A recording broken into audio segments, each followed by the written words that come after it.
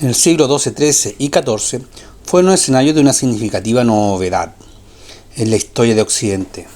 La mujer, que hasta ese momento había jugado por lo general papeles secundarios, ocupó inesperadamente un lugar destacado en ámbitos muy dispares de la cultura, contradiciendo la inercia acumulada por el tiempo.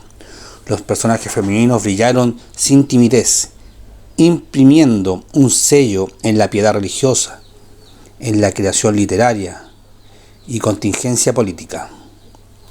No se trataba de una feliz coincidencia. La historia estaba concediendo a las mujeres un protagonismo que hasta ese momento les había sido negado. Eloísa, Hildegarda de Bingen, María de Champagne, Blanca de Castilla, Matilde de Magdeburgo, Catalina de Siena y Juana de Arco, entre otras, llenaron una época del medioevo que sin ellas hubiera tenido un rostro muy distinto que efectivamente tuvo. Valga todo ello como introducción para abordar la vida de una de las mujeres más extraordinarias que produjo el siglo XII, Leonor de Aquitania. En ella se advierte el papel privilegiado que ese tiempo otorgó a la mujer en la política, las letras y la cultura. La princesa Leonor entró en la historia hacia el año 1122 con una gran genealogía cultural a cuestas. Era nieta de Guillermo IX de Aquitania, aquel poeta frívolo y licencioso que pocos años antes había liderado el viraje de los trovadores provenzales hacia el amor cortés. Adúltero, libertino y escandalosamente anticlerical, Guillermo había cultivado la poesía de forma creativa y revolucionaria. De él heredaría Leonor el amor intenso por la poesía amorosa y ese toque de irreverente desplante para afrontar la vida. Desde muy joven la princesa Leonor manifestó ser una mujer digna de su tierra, hermosa, segura de sí misma y de una vitalidad extraordinaria. El ducado de Aquitania, en el que nació y que más tarde le correspondería heredar, comprendía prácticamente todo el sudeste de Francia. Se trataba de una tierra bella, fértil, rica y de climas acogedoramente templados. Era también la cuna de una sugestiva y refinada cultura que ya por aquella época daba que hablar en toda Europa. Para cualquier gran señor, la heredera de Aquitania constituía el más promisorio partido matrimonial.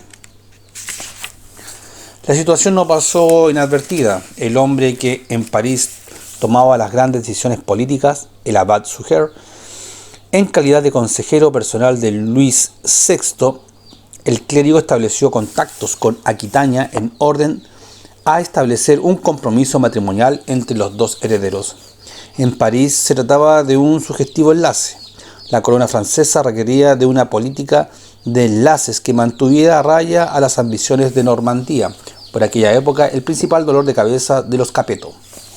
Por lo demás, en aquella época el poder de los reyes era solo nominal y los dominios efectivos de la corona francesa eran incluso menores de los que podría heredar Leonor. Las conversaciones llegaron a buen puerto y a los 15 años de edad, en 1137, Leonor contrajo matrimonio con el joven Luis, príncipe de Francia, que poco más tarde asumiría el trono con el nombre de Luis VII.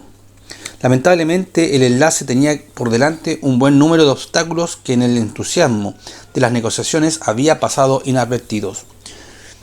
Luis VII se había educado entre los muros de Saint-Denis, bajo la mirada atenta de su abad, invirtiendo años de formación en la disciplina del trivium y del quadrivium. Por algún tiempo había incluso ambicionado convertirse en monje y solo la desgracia de muerte de su hermano mayor lo había forzado a asumir las responsabilidades de Estado, la primera de las cuales era el matrimonio. Tenía por lo tanto un tono austero, medido y monacal, que chocaba con el talante gozador de su mujer. La joven reina, en cambio, se había criado en la corte más refinada de Europa. Amaba la poesía, la música, los torneos, los banquetes. Soñaba con aventuras heroicas de caballeros andantes y con hermosas doncellas que hacían suspirar el corazón de sus amados. Era incapaz de concebir la vida sin el brillo de la cortesía. No se trataba de una diferencia fácil de sobrellevar. Aunque en el tiempo Luis llegaría a amarla, a Leonor siempre la aburría ese marido chato y sin desplante. Envuelto en jaculatorias y rodeado de clérigos, el rey era a sus ojos un hombre beato y pusilánime, el exacto reverso del caballero ideal que había nutrido sus fantasías románticas desde que era una niña. La austera corte parisina, acostumbrada a soberanos más serenos y discretos, tampoco vio con buenos ojos a la recién llegada. De ella deben haber pensado algo muy similar a lo que un indignado predicador eclesiástico, el abad Gilberto de Noguet, escribía pocos años antes al respecto de los estragos que causaba en las mujeres la nueva moda de la cortesía. Lo único que se advierte en sus modales, en su burla alegría, sus guiños coquetos y sus interminables parloteos, su caminar solo muestra lasciva y su comportamiento desvergüenza. Mucho colabora la extravagancia de sus vestidos, que alargado las mangas, ajustando las faldas, deformando los zapatos de cuero con las puntas rizadas, parece proclamar que toda vergüenza ha naufragado. Su única corona de desgracia es la ausencia de amantes que la admiren. Su pretensión de nobleza y orgullo cortés solo descansa en la multitud de sus pretendientes. En otros tiempos, llamo a Dios por testigo, había más modestia en los hombres casados que se habrían sonrojado de ser vistos en compañía de tales mujeres que la existe hoy en las mujeres casadas. Leonor, sin embargo, no perdió el sueño por tales comentarios. Había nacido en la luminosa Aquitania. Era nieta del primer poeta cortés. ¿Cómo no se iba a sentir heredera de ese legado? La cortesía era suya, tanto como sus tierras aquitañas. Si París no lo entendía, era simplemente porque en su mente obtusa era incapaz de distinguir la frivolidad del refinamiento. Muy pronto fue evidente que la influencia de la nueva reina había llegado para quedarse. La corte se llenó de trovadores y las nuevas costumbres penetraron a raudales. Como si todo eso no fuera suficiente, Leonor comenzó a inmiscuirse activamente en las políticas de Estado. Al menos así decía en los pasillos de palacio. De esta primera época datan una guerra con Champagne, un enfrentamiento con el Papa y una agria disputa del rey con su madre. A juzgar por sus inexplicables decisiones del soberano, Leonor había asentado firmemente su autoridad en la corte. Solo un desgraciado incidente hizo finalmente reaccionar a Luis. En medio de sus operaciones bélicas contra Champagne, el rey se hizo culpable del incendio de una iglesia de la ciudad de Vitry. Más de 1000 refugiados, entre los que había ancianos, mujeres y niños, murieron dramáticamente entre las llamas. Después de este episodio, Luis VII quedó postrado durante varios días por el remordimiento y el mismo San Bernardo, que siempre le había manifestado afecto, descargó sobre su cabeza rayos de profética furia. Con este acontecimiento en la conciencia, Luis VII cambió por completo la orientación de su reinado, hizo penitencia y marginó a su mujer para siempre de las decisiones de Estado. Expurgó la corte de los modos que la reina había traído de Aquitania y que tantos rumores malignos había causado entre sus súbditos. Se acabaron las coplas, los acordes de viola, los tamboriles, las flautas, las cítaras y sobre todo los versos de amor del más notable invitado de Leonor en París, el poeta Marcabru, su personal trovador. De acuerdo a las costumbres aquitanas, un poeta cortés era un humilde enamorado de su dama. Luis VII, clericalmente educado entre los muros de Saint-Denis, nunca había comprendido la relación de la reina con aquel poeta galante. Cansado del asunto, despachó al trovador lo más lejos posible y sugiriéndole que cantara sus versos a la mujer de algún otro incauto. Igualmente notable fue su viraje político. Firmó la paz con Teobaldo de Champaña, prestó humilde sumisión al nuevo papa y la estrella de su Her, el viejo consejero de la corte, volvió a brillar con más prestigio que nunca. Fue entonces cuando Leonor confidenció a sus íntimos: paréceme haberme casado con un monje. Nada bueno presagiaba la relación conyugal de los monarcas. La reina podía ser joven e inexperta, pero no estaba dispuesta a convertirse en un elemento decorativo de la corte real. Entre jornadas monótonas y ásperas tensiones, un nuevo evento vino a conmocionar la paz del reino. En el año 1144, la cristiandad entera lloró la noticia de la caída de Edesa, y por todas partes comenzó a renovarse la idea de la cruzada. El rey vio en ello un signo de la providencia. Ahora podía purgar con grandes hazañas bélicas el pecado que había cometido en Vitri. No tardó en convencer de ello al Papa Eugenio III, y aunque San Bernardo se mostró reacio al inicio, pronto se lograron los consensos que la expedición requería. Toda Europa se preparó a renovar la gesta de Godofredo. La aventura fascinó a Leonor desde el primer momento. Siempre le había sacudido el ambiente misterioso y refinado del Oriente que, a sus ojos, constituía el mejor escenario para aventuras caballerescas. Desde luego, la soberana no se contentó con mirar de lejos la empresa. Con ojos luminosos de entusiasmo, enroló ella misma a sus súbditos y se preparó para marchar a Tierra Santa al lado de su rey. Así, además, lo dictaba la costumbre. La emoción común no suavizó los roces de la partida. Leonor consideró indispensable para su travesía una verdadera caravana de efectos personales: tapices, tiendas, velos, tintas, jofainas, adornos de varios tipos, refinados instrumentos de cocina, vestidos adecuados al clima e infinitas damas de compañía. Se trataba de un peso desmesurado para una empresa militar, más aún cuando muchas de sus señoras la imitaron. Aunque no se discutió más el asunto, de ahí en adelante las desavenencias reales marcaron el trayecto cruzado. La expedición tuvo que acostumbrarse a marchar entre los refunfuños de los guerreros y las quejas de los religiosos, hasta que al llegar a Antioquía de Siria se produjo el quiebre que todos avisoraban. En aquella ciudad reinaba Raimundo de Poitiers, hijo de Guillermo IX de Aquitania y tío de Leonor. Según las crónicas, Raimundo era alto, mejor constituido y más hermoso que ninguno de sus contemporáneos. A todos sobrepujaba en el oficio de las armas y en asuntos de caballería. Leonor, que ya acumulaba muchos malos ratos con su marido, se dejó fascinar de inmediato por aquel gallardo soldado de quien se contaba tantas hazañas. Ante el súbito encandilamiento, Luis VII reaccionó con brusquedad.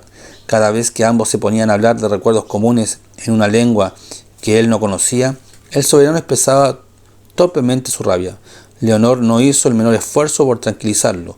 Multiplicó las miradas cómplices y las sonrisas coquetas, sabiendo que Luis no podría soportar la humillación de verse postergado por otro hombre. No sabemos hasta dónde llegaron las cosas entre ambos, pero alrededor del rey las opiniones eran lapidarias. Muchos decían que Raimundo había seducido a la reina para manipular en provecho propio la expedición, y según el severo Alberico de Troyes-Fontaines, Leonor no se comportaba como una reina, sino como una puta. En esas circunstancias el quiebre solo necesitaba una excusa para manifestarse. La ocasión se presentó en bandeja cuando Raimundo invitó al soberano a marchar contra Edesa. Luis se limitó a responder fríamente que él y sus tropas marcharían primero a Jerusalén para rezar con sus hombres en el Santo Sepulcro. Aquel intempestivo cambio de planes no obedecía a ninguna estrategia, era simplemente un modo de hacer patente su molestia. Leonor, que parecía renacida al abrigo de esa fortaleza oriental, tomó de inmediato el partido de Raimundo. Era la ocasión para desahogar sus frustraciones y lo hizo poniendo todas las cartas sobre la mesa. Si el rey quería peregrinar a Jerusalén, que lo hiciera. Ella y sus súbditos quedarían en Antioquía. No contenta con ello, lanzó una advertencia que seguramente venía rumiando desde hacía mucho tiempo, la de anular su matrimonio en virtud de un vínculo de consanguinidad inaceptable para el derecho canónico. Esta vez Luis VII no dudó un segundo, partió de Antioquía al instante, llevándose consigo a la reina.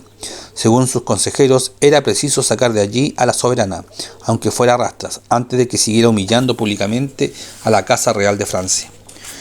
Fue la última vez que Luis impuso su voluntad sobre Leonor, porque más tarde el rey sufrió un gravísimo descalabro en la guerra y tuvo que volver a su patria con un doble fracaso en sus espaldas. El quiebre matrimonial, que pese a los esfuerzos de su guerra, era ya inminente, y el estrepitoso fracaso de la cruzada que él había liderado. El divorcio real fue el escándalo del siglo en la Europa del tiempo. Luis, que con el tiempo había llegado a amar con sinceridad a su esposa, quedó profundamente deprimido.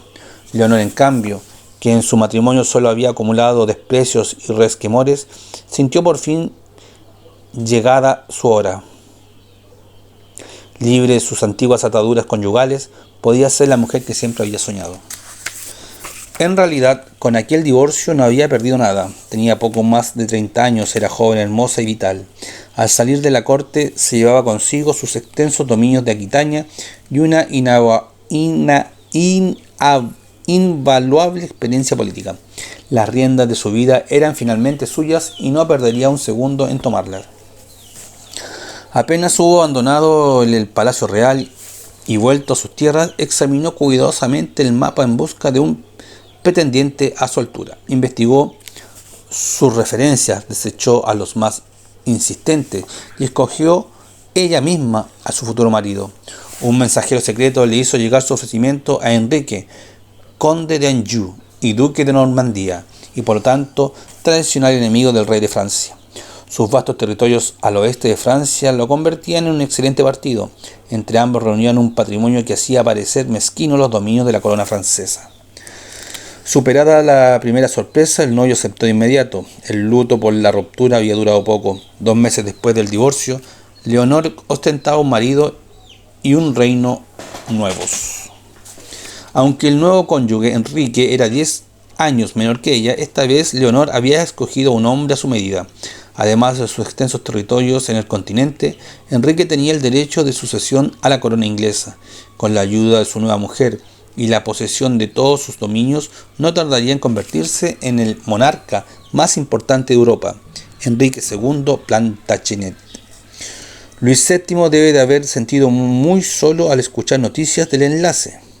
Los delicados equilibrios feudales de los que el rey de Francia dependía se inclinaban ahora hacia Anjou. Y cuando poco más tarde supo que Leonor había dado a luz un hijo varón, su tristeza debe haber sido infinita. A él, en 15 años de matrimonio, solo le había dado 2 niñas y ningún sucesor al trono. Los 10 años siguientes fueron para Leonor los más plenos de su vida. Estaba cansada de un hombre brioso, ambicioso, inquieto, digno de ellas. Ambos construían el reino más floreciente de Europa. Leonor hacía justicia y se sentaba al lado del rey en las cortes. Se hacía rendir cuentas de sus dominios y por si eso, al lado del rey en las cortes.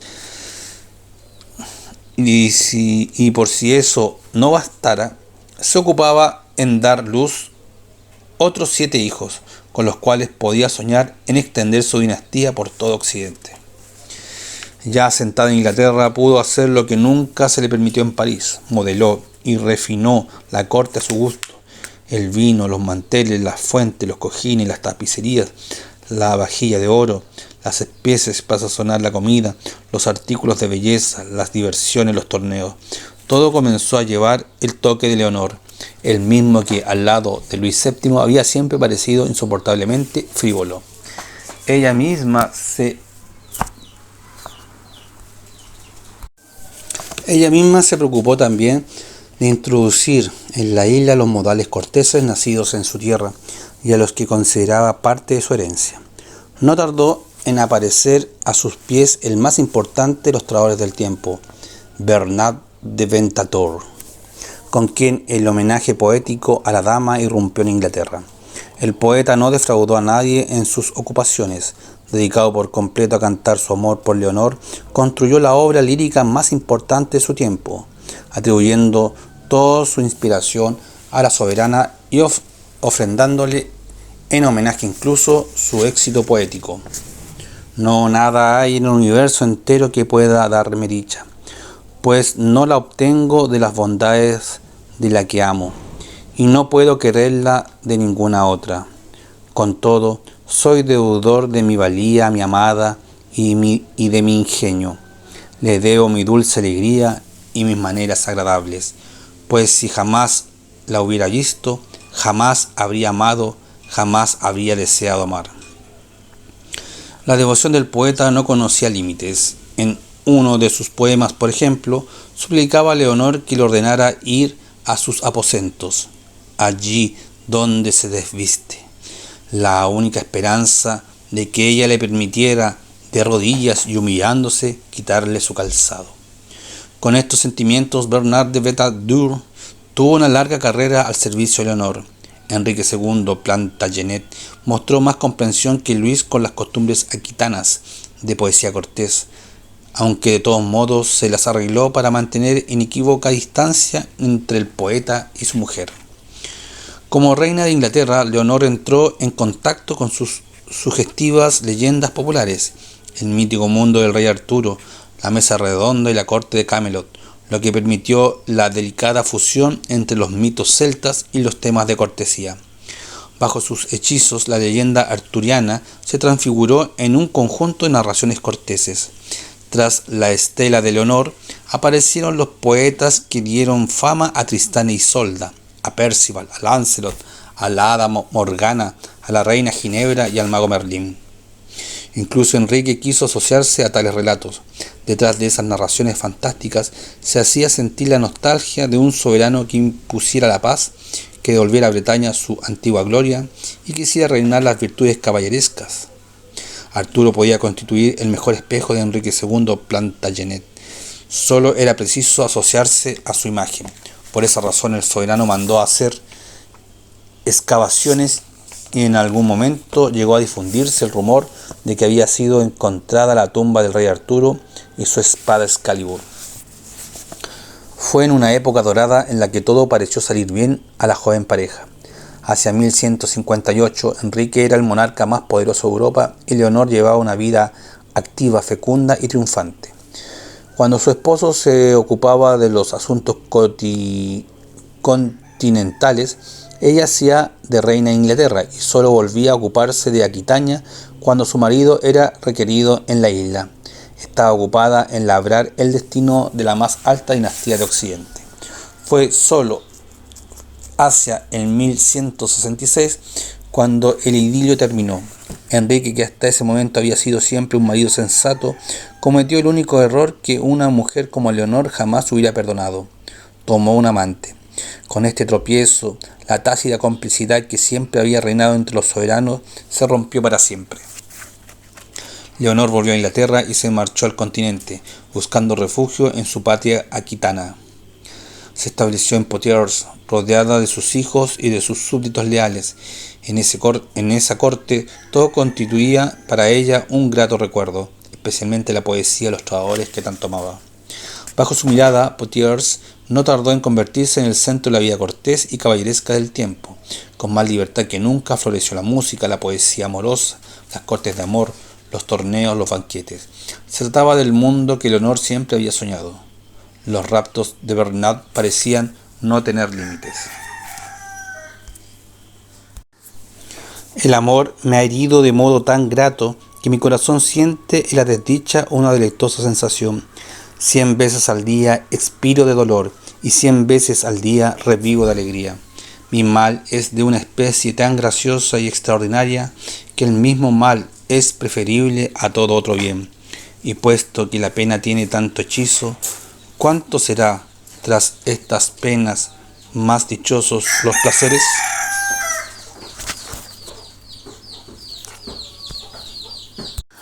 Incluso las entretenciones de alta sociedad se tiñeron de cortesía. El libro de Andrés el Capellán, El arte de amar honestamente, rescató momentos particularmente fascinantes de esa época. En las cortes de amor, por ejemplo, se combinaba el nuevo sentir amoroso con el gusto medieval por la discusión y el debate. Vale la pena detenerse en ellas.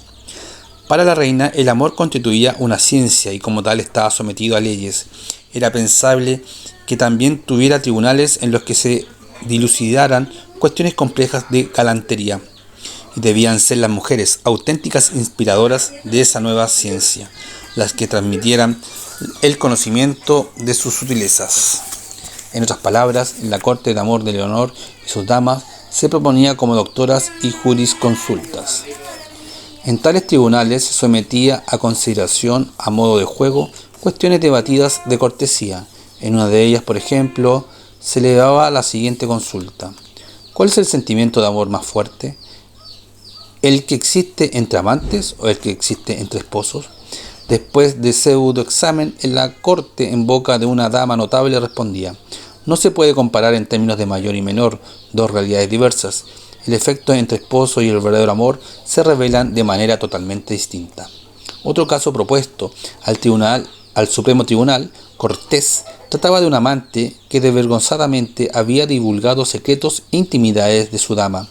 Ante tamaño crimen, la asamblea de nobles mujeres decidía que el culpable sería, en lo sucesivo y a perpetuidad, frustrado de toda esperanza de amor y despreciado de toda corte de damas y caballeros. Y si alguna dama tuviera la audacia de concederle su amor, quede ella sujeta a la misma sanción. Otro litigio proponía el drama de un caballero cuya amada se negaba por completo a corresponderle. El amante se quejaba de que la dama había aceptado todos sus presentes con alegría y premura, sin cambiar para nada su actitud. A todo ello la reina respondía: la dama debe rechazar los presentes ofrecidos en vista de su amor, o, si los ha aceptado, conceder su amor en compensación. De otro modo, acepte, sin quejarse, que se le considere una vulgar cortesana. La casuística galante no tenía límites. Si un amante perdía su belleza y figura realizando hazañas por agradar a su amada, debía la dama aceptarlo tal como cuando era hermoso. O en caso de que le fuera dado a una dama escoger entre dos pretendientes distintos, ¿era preferible un amante joven y sin méritos a uno mayor y con méritos? Desde luego estas cortes eran un simple entretenimiento de sociedad, no pretendían reflejar casos reales, constituían solo la expresión festiva y lúdica del nuevo espíritu cortés que iluminaba el entorno de Leonor. Lamentablemente, ni los banquetes, ni los ratos poéticos, ni las cortes fueron suficientes para sanar el alma de la despechada Leonor. La herida que había recibido de su segundo marido era demasiado grande como para ahogarla en fiestas. Hubiera debido resistir la tentación de usar sus dominios para luchar en contra de su marido, pero no supo hacerlo. Apenas vio la posibilidad a su alcance, no dudó en aprovecharla. Apoyada en sus hijos, comenzó sembrando una rebelión armada en los territorios continentales de Enrique. Se trataba de un nuevo escándalo con que salpicar su vida, aunque a esas alturas Leonor ya les era inmune. Un prelado leal al Plantagenet le escribió por aquella época palabras descarnadas: todos deploramos con quejas unánime que tú, mujer prudente entre todas, te hayas apartado de tu esposo. Todavía más, cosas aún más graves es que el propio fruto de las entrañas del señor rey y tuyas es el que has hecho sublevarse contra su padre. O vuelves a tu esposo, o bien, por el derecho canónico, nos veremos obligados forzados a ejercer contra ti la censura de la Iglesia. Aquel llamado no ejerció ningún influjo. En realidad, apelar al derecho canónico para hacer entrar en razón a Leonor era no haber comprendido qué clase de mujer era la reina. Como era de prever, los eventos estuvieron lejos de ajustarse a sus planes. La balanza militar se inclinó en favor de Enrique y ella misma no tardó en caer prisionera en manos de su esposo, quien una vez capturada la mantuvo en Inglaterra, alejada de la corte y de la política y de sus hijos.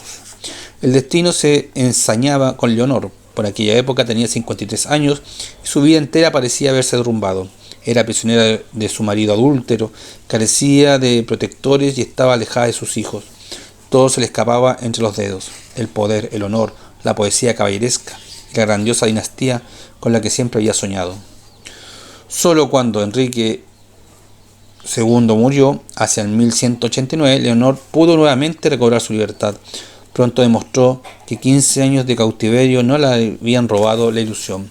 A pesar de su edad, recorrió el país en calidad de reina, impartiendo justicia y preocupándose por todos los problemas que había creado el despótico gobierno de su marido en los últimos años de su reinado. Cerca de los 70, Leonor era la misma de siempre. Sus derrotas, sin embargo, no habían terminado. Logró coronar como rey de Inglaterra a su hijo Ricardo, pero no por mucho tiempo. A pesar de haber ganado merecidamente el apodo de Corazón de León por sus hazañas en Tierra Santa, Ricardo murió joven y sin heredero. ¿Se desvanecerían para siempre los magníficos dominios de su enlace con Enrique? Fue la última de sus amarguras, y tampoco ésta logró quebrantarla. Después de ella, Leonor realizó su última gran tarea en el esfuerzo por dar a su descendencia un papel en los destinos de Occidente. Ella misma en persona se trasladó a España a buscar a su nieta, Blanca, con el objeto de desposarla con el príncipe heredero del reino de Francia, Luis VIII. Más tarde sería Blanca de Castilla, la madre de San Luis, rey de Francia, y una de las mujeres más notables del siglo XIII. Después de realizar esta última tarea, Leonor se retiró a pesar de sus últimos años en la abadía de Fontevraud. Era este un gran convento formado por dos secciones de monjes, una masculina y otra femenina, separadas por estricta clausura. La reina siempre había tenido la mayor de las estimas por Fontevraud, a donde había hecho generosas donaciones a lo largo de su vida. Existía una razón para ello. El régimen disciplinario del monasterio la seducía. En su conjunto, el convento se hallaba al mando de una mujer, la abadesa. Era prudente que, una vez terminada su carrera en este mundo, Leonor buscara refugio en un lugar donde la mujer tuviera el sitio de privilegio que ella siempre había soñado. Y así fue. Entre sus paredes vivió Leonor hasta que, en 1204, la muerte llamó a su puerta. Por expresa petición suya, una estatua la representó en su sepulcro con la mirada serena y un libro entre las manos. Ya de su cautiverio en 1173, su lejanía de la corte había constituido un duro golpe para los trovadores. La reina es a los poetas como la aurora a los pájaros, había dicho uno de ellos. Resultó verdad. Sin Leonor, sobre muchos cayó la noche. Bernat de Ventadour, el más eximio de todos ellos, se retiró a la abadía cisterciense de Dallon.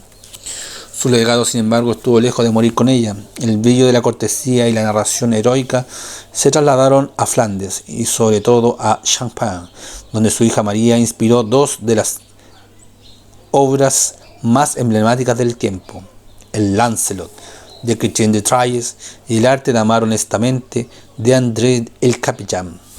Por esta vía, la herencia de Leonor continuó conquistando los más notables talentos literarios de Occidente. 150 años más tarde, el homenaje poético a la dama alcanzó su más alta cima en las plumas de Petrarca y Dante Alighieri. Desde allí su legado constituiría fecundando incansablemente la mentalidad y las artes del mundo occidental. Se dice que el sur de Francia inventó el amor, que antes del siglo XII tal sentimiento carecía de ese sabor de eternidad que hasta el día de hoy lo caracteriza, y que jamás había sido protagonista de la inspiración poética como comenzó a hacerlo desde esa época. Si todo es verdad, Occidente tiene una deuda con su principal promotora, Leonor de Aquitania.